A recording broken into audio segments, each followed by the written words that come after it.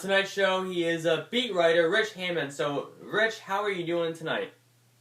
I'm doing well, Alex. How you doing? Good. So, how did you start out in this career? Well, it's the only thing I've ever really wanted to do, and to be honest with you, the only thing I've ever been good at. So that's a happy coincidence. I kind of knew from early on that I wanted to be a sports writer, going back to when I was about 13. Wow. It attracted me. Back then it was newspapers primarily, and I enjoyed writing and I enjoyed sports, and was excited about the thought that someday people might pay me to do that, to watch sports and tell other people about what was happening. So been very fortunate along the way throughout high school and college and then beyond to meet some great people who helped me out and served as mentors, and fortunate to get some opportunities to grow and to learn and to do some great things. So it's the only thing I've ever done, and it's been a great way to make a living. Mm-hmm. When you were 13, did you have a favorite team growing up?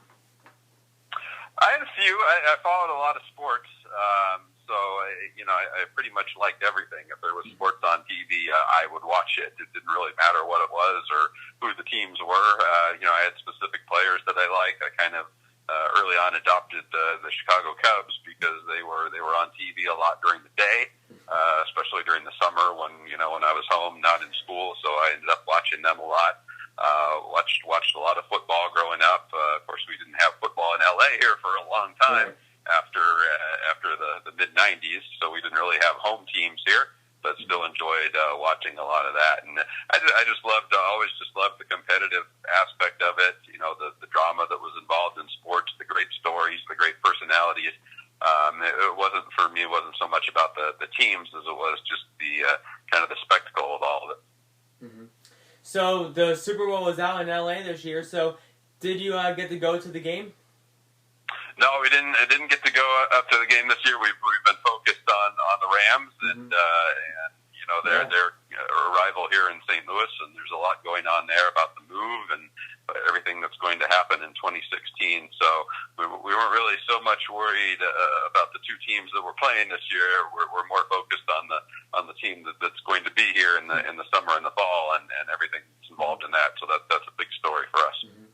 So is that team moving out there a big improvement for the area, do you think? Yeah, it's interesting.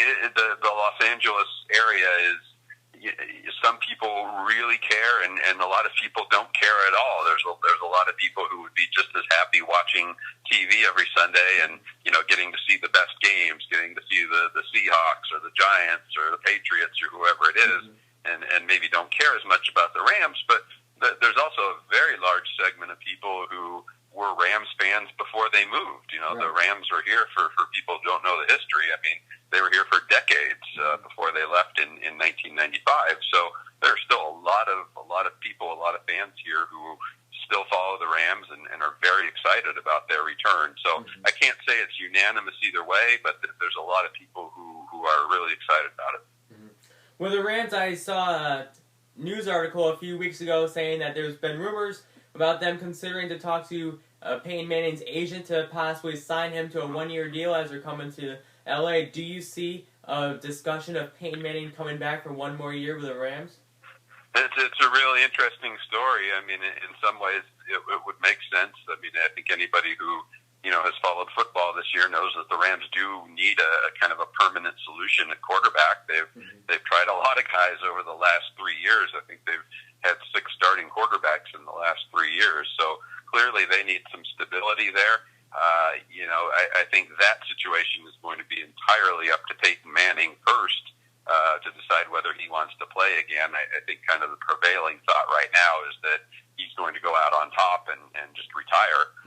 Should he decide to come back and play another year, then it becomes a matter of is there still a fit with Denver? Does Denver still want to go down that route, or would they rather turn it over to Brock Osweiler or a younger quarterback? So those are the first 2 steps that you have to get through before you could even consider whether Peyton Manning and the Rams could be a fit. In theory, he could be a guy who came in and be a veteran guy for 1 year before they turned it over to a younger quarterback. But given all the factors that involved and everything that would have to happen, I think it's probably a pretty low chance of happening.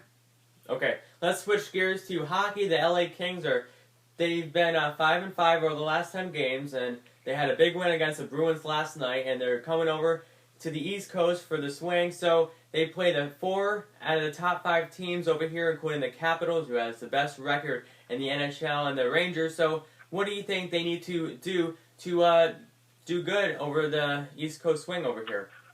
Yeah, it's a good test. This is their longest road trip of the season, and it is, like you said, a big East Coast trip. So lots of travel, lots of games against some very good teams.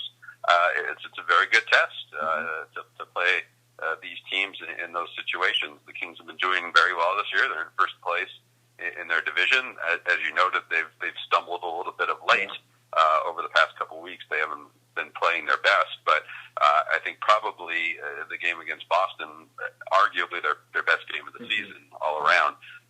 So certainly they have that to build on, and they're happy about that. But it's difficult. They're going into some difficult buildings, and the schedule is tough. They have to play a back-to-back with the 2 New York teams on consecutive nights, so that's never easy. You have to conserve energy, but also play the right way. But the Kings are a tough team to play against. They're a very big team. They're a very, very physical team. They're not as fast as some other teams, but they're very strong and hard to play against. So you usually see that develop against some of the East Coast teams that are a little bit faster. There's usually a little bit different styles of play there. Really looking forward to that Washington game. I think it will be an outstanding game. Talking about 2 teams that have been arguably the 2 best teams in the NHL this season. So that'll be an outstanding test, and a rematch. Always fun to see them play the Rangers, who they played in the Stanley Cup final 2 years ago. That's always a great matchup. So looking forward to some really good games here over the next 10 days or so. So, like you just said, 10 days. If you sat down, looked at the schedule, what is your prediction over the next 10 few games for this team?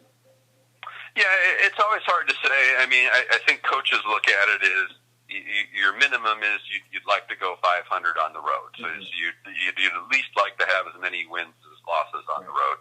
Anything more than that is kind of gravy. Like you're happy with anything. You want to win. The way coaches look at it is you want to win the majority of your home games, and you want to be around 500, if not better, on the road. Now, the Kings have been a very good road team this year, and there's really no kind of rhyme or reason to this. It just kind of happens. Yeah. They've been a very good goal-scoring team on the road this year. Now, there's no indication that that's going to continue. It could easily just fall off, and they could get shut out the next 2 games. But all we can go on is what they've done in the last few games here, and they scored 9 goals in Boston. A few days ago, they scored 6 goals when they played in Arizona.